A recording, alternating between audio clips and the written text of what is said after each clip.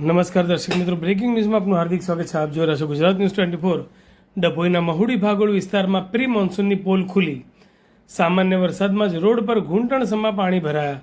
ડભોઈમાં હજુ તો ચોમાસાની શરૂઆત થઈ છે અને માત્ર રાત્રિ દરમિયાન પડેલા સામાન્ય વરસાદે જ ડભોઈ નગરપાલિકાની પ્રી મોન્સૂન કામગીરીની પોલ ખોલી નાખી છે. ડભોઈ શહેરના વ્યસ્ત ગણાતા મહુડી ભાગોળ નજીક આવેલ રાણાની હોટલ પાસે સામાન્ય વરસાદમાં જ રસ્તા ઉપર ઘૂંટણસમાં પાણી ભરાઈ જતા સ્થાનિકો અને વાહન ચાલકોમાં ભારે હાલાકીનો સામનો કરી રહ્યા છે.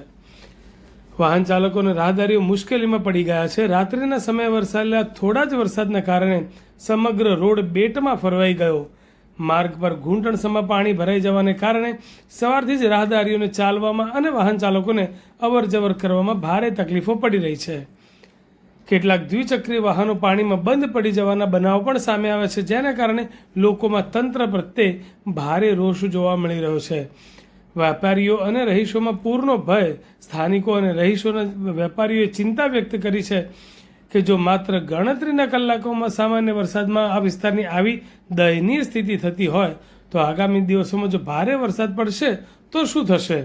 આ નીચાણવાળા વિસ્તારમાં આવેલા મકાનો અને દુકાનોમાં વરસાદી પાણી ઘૂસી જવાની પૂરેપૂરી શક્યતાઓ દેખાઈ રહી છે, જેના કારણે મોટા પાયે આર્થિક નુકસાન થવાનો ભય પણ સતાવી રહ્યો છે. જો નગરપાલિકા દ્વારા વહેલી તકે ભરાયેલા પાણીનો નિકાલ યોગ્ય રીતે કરવામાં નહીં આવે તો આગામી સમયમાં આખો વિસ્તાર પાણીમાં ગરકાવ થઈ જશે. તંત્ર તાત્કાલિક જાગે અને કાયમી ઉકેલ આવે તેવી અમારી માંગ છે.